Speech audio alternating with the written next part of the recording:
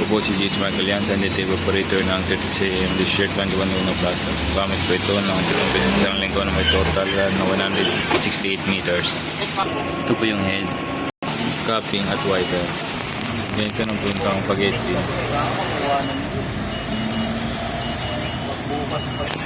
Tapos nag-clean pa na piling punasan ng capping.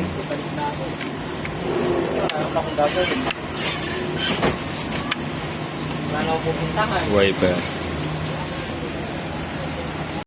Ganito ng punta mo pag natin. Buo naman po siya. Ito yung twist lang. Kapalit lang ito kahapon. ABR. Ito naman yung intact yan. Nasa tapang level naman po.